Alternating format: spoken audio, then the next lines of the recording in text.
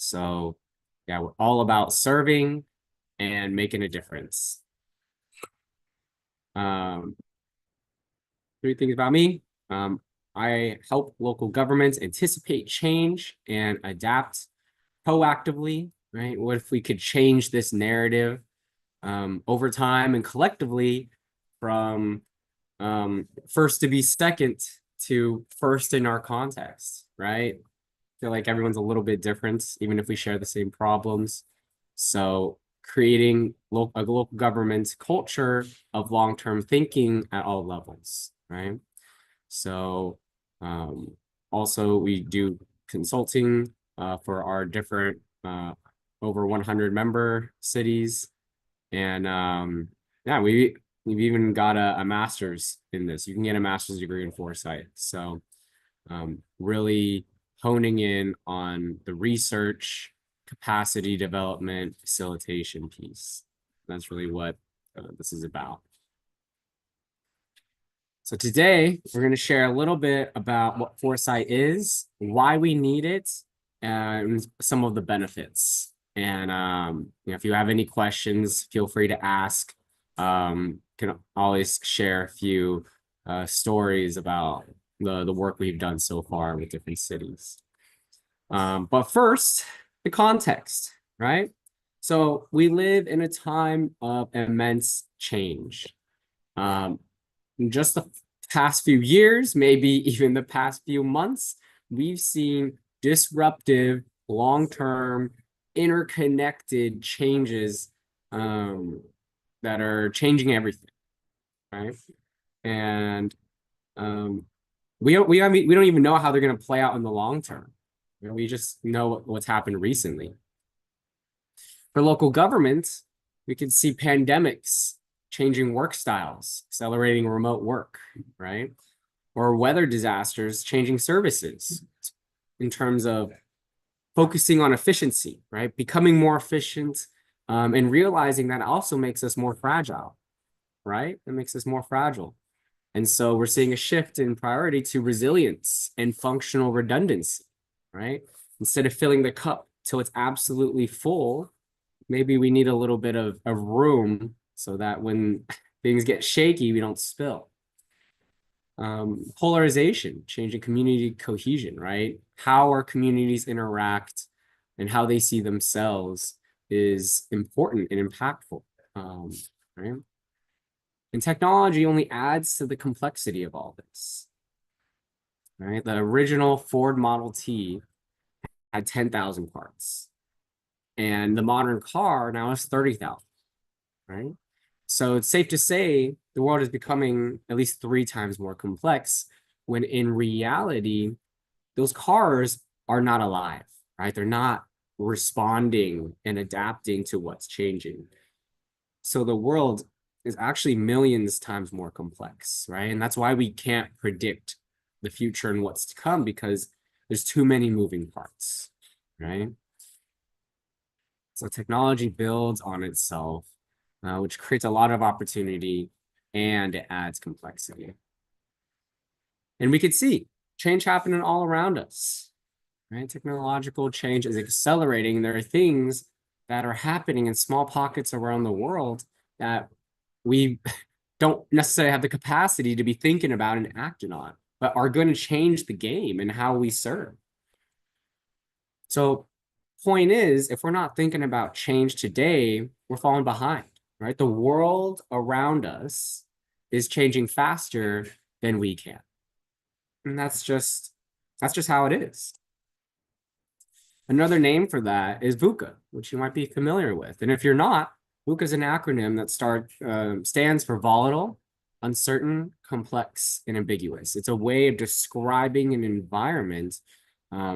Started out in a book and was quickly in the 80s and quickly adopted by the military for how useful it was when they were sending out troops and they were in a new area and they had to be able to communicate and align on what they wanted to do.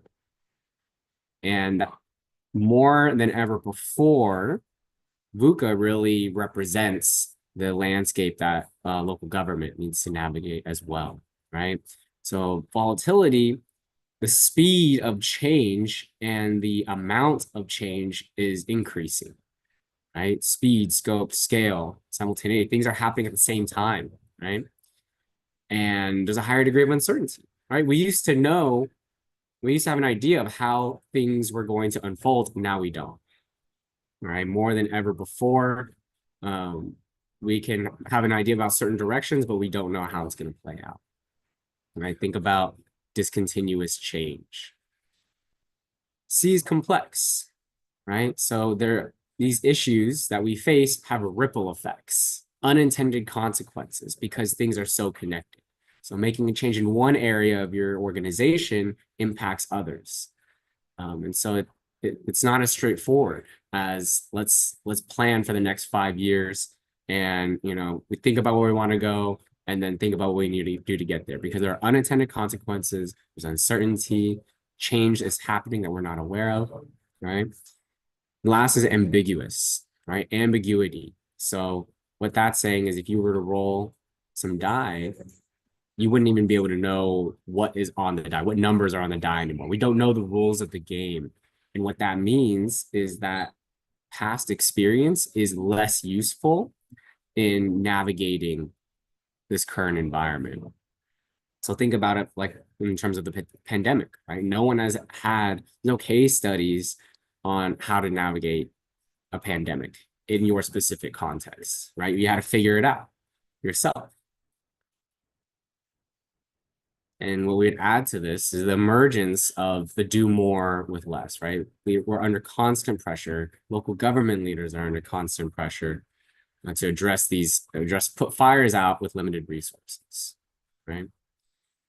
And so what we need are new tools to navigate this new environment, right? A lot of the tools that we had weren't designed for this.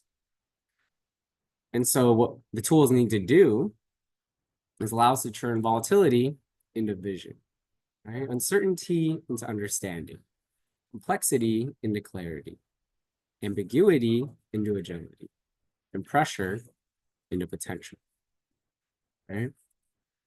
Think about if you had thought about all of the unintended consequences and possible changes you might have to go through during a pandemic before it happened, right? Or you had pressure tested an initiative that you wanted to focus on and explore through scenarios different possible changes in political priorities, right? And then you might not have to waste a couple $1 million in capital expenditures, right?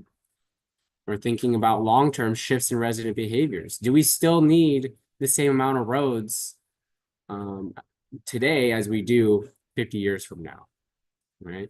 How will autonomous vehicles, how will rideshare impact, people's preferences for how they get around and how transportation happens? So what do we got? Right? Well, we've inherited an approach to decision making that is great at leaning into drawing from the past, right? Think about case studies, think about experience, think about data. All of that essentially is looking in the rear view. And that is useful, especially in contexts that are certain and repeatable, right? If you think about if your goal is to get to the top of a mountain, right? And you have Mount Fuji with one peak, and all you have to do is go up, then yes, this is where you want case studies and big data. If you have 100 mountains and your goal is to get to the highest peak, then yes, it's a matter of time, right? You're gonna have to explore a lot of mountains, but it's a matter of time before you get to the highest peak. And that's where you want big data.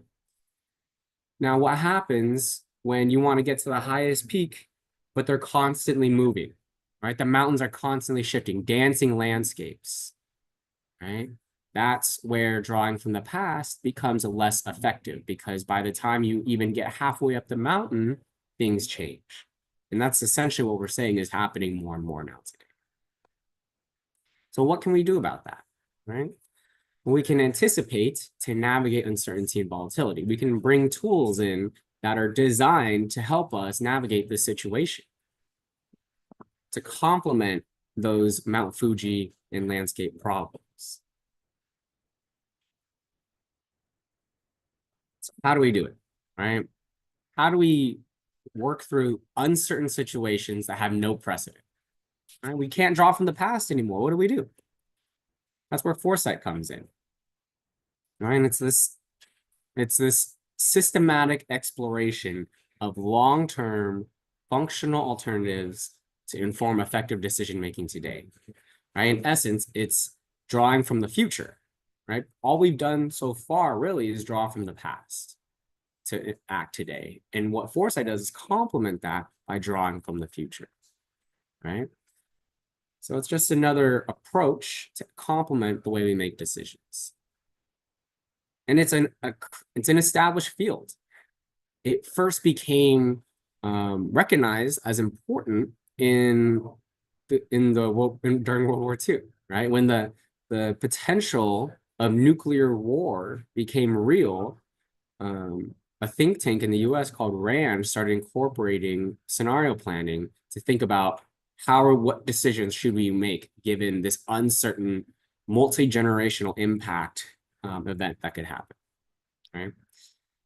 And then in the 60s, people started focusing on predicting and forecasting trends, which was very useful until people realized that there was this continuous we can't think about all the variables.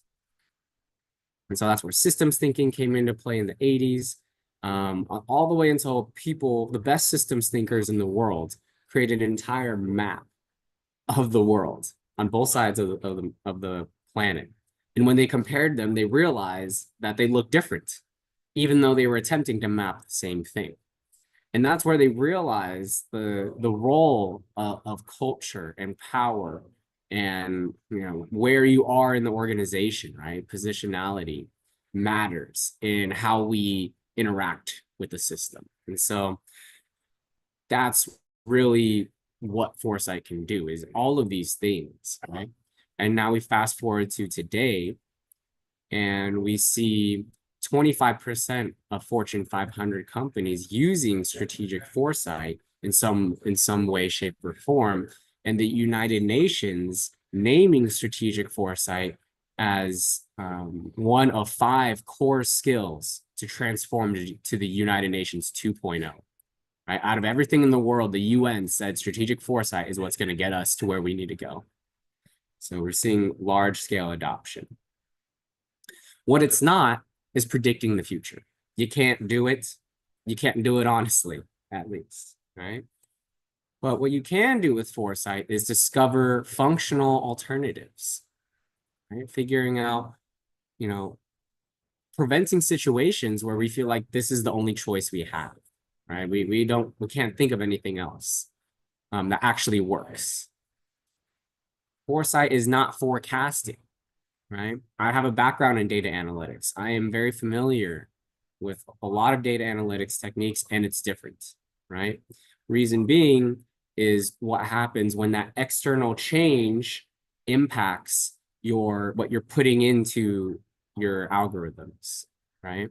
What happens when you experience discontinuous change? You can see here in the background, fairly consistent, right? But then something hits, a disruption happens, now your forecast is useless and you're back to reacting, right? So what foresight allows us to do is explore those critical uncertainties that can impact your operating environment. So you need both, right? You need both, but how are we going to anticipate and think about those disruptions before they happen, right? Foresight offers structured approaches to doing that. And it's not only planning for the distant future. It's not, oh, we're going to think about what we want to do in 5 years, 10 years. It's using the future as an asset to inform action today, right? So you bring it in every day and you slowly become wiser in how you make decisions, right? So using the future as an asset to inform action today. It's not a one-off project. Right? I wish that were the case. I mean, we've done, I think, 3 projects now 2, 3 projects with the city of Fort Worth, and they recognize it, right? And I wish we could just do future of your city and you would be safe, done, and thriving. Fortunately, it's not the case, right? This is not, it takes work. It's an iterative learning journey, right? It's just like washing your hands or brushing your teeth, but for your culture, right? The same way washing your hands keeps the germs away, brushing your teeth makes you stronger. Foresight helps make your culture be more proactive, more resilient in change, right? So at the end of the day, the goal is to equip decision makers, really everyone in your organization, with the tools to navigate change, not to have this infallible course to an unpredictable future. We cannot future proof anything, right? Well, all that really does is put us at risk, right? We become overconfident. So what does it look like, right? Well, we've done quite a few different research reports on the workforce, revenue, public service innovation, AI, and it all really follows this approach, this process, right? So we look for research, right? We do research, we find data. What's different here is when we look for data, instead of looking for quantity, which is very usually how people think, right? What has the highest quantity is the most trustworthy.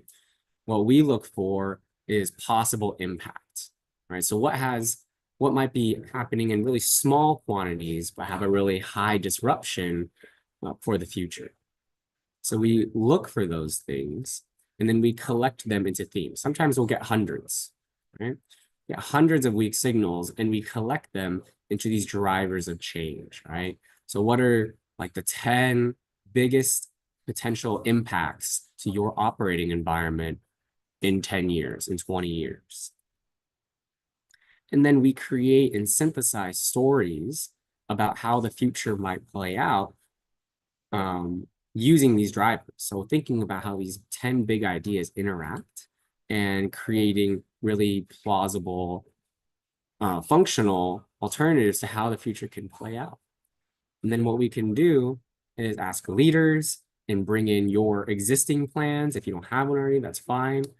And say, okay, well, what's going to happen to your organization if these scenarios become true, right? What's going to happen to your strategy, your initiatives, and what's the impact, right? What do we do if this becomes true, and what opportunities exist, right? If we challenge our thinking around here.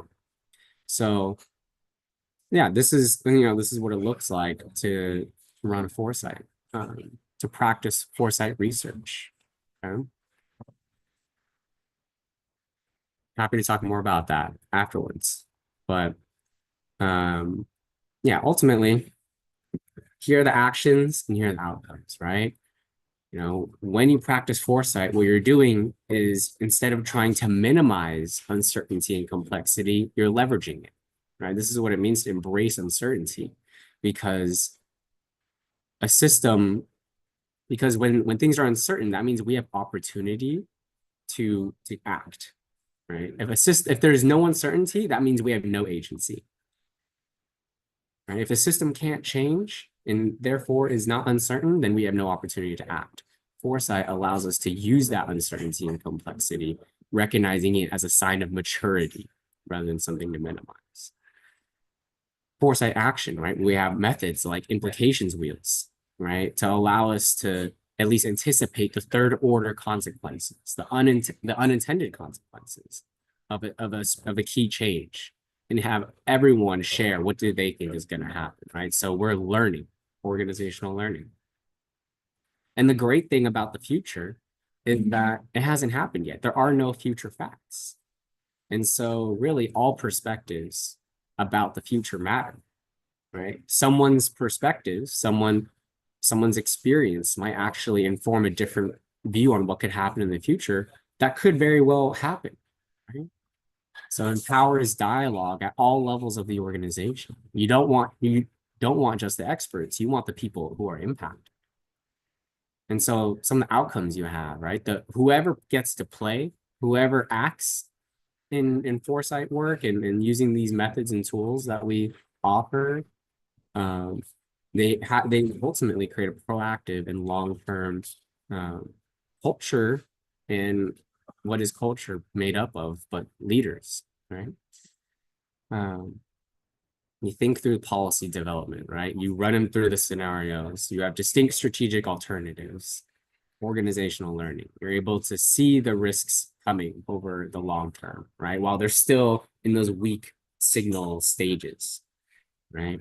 Very rarely do changes just pop out of isolation, right? They start small and quickly move their way up. So strategic foresight, right? It's really the cornerstone of anticipatory organizations in the 21st century. Um, if you're interested in learning more, we have a monthly webinar series where we really dive into it, right? 20 minutes. In 15 to 20 minutes, how can foresight fuel your innovation efforts? How can it help you lead through uncertainty? How can it help you cultivate a culture that's ready for the future? How can it inform decision making? What does it look like when strategy and foresight meet? And if you want to learn more, we have over 100 members of just cities, and these are the benefits that we offer, right? So it's like we could have a workshop, right? 90-minute workshop that teaches you about a foresight method, and you can apply it with your team, however many people just within your organization. Webinars. We have a 9-week certification course. So if you really want to learn it, here's your opportunity, right?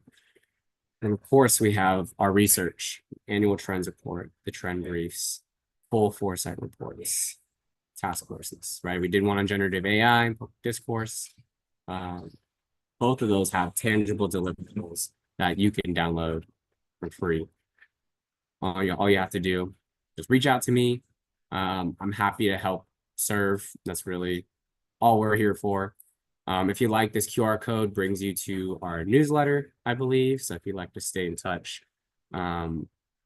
feel free to do either of those. So I'll pause there. Don't I'm more of an interactive kind of guy. So if there are any questions, feel free to share. Thank you, Halton. It's always interesting, all the research and everything that y'all are Sorry, I'm having trouble with. hearing you, Lisa. It says you're not muted, but I see your mouth moving, so. Huh. Okay.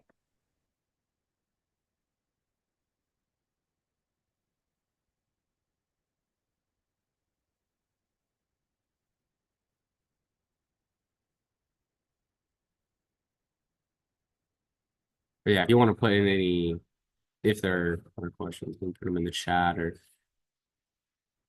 happy to expand on some of the work we're doing as well.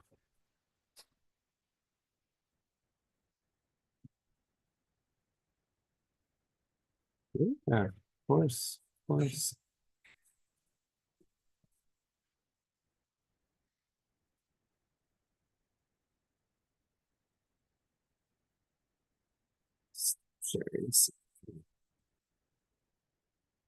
See your face.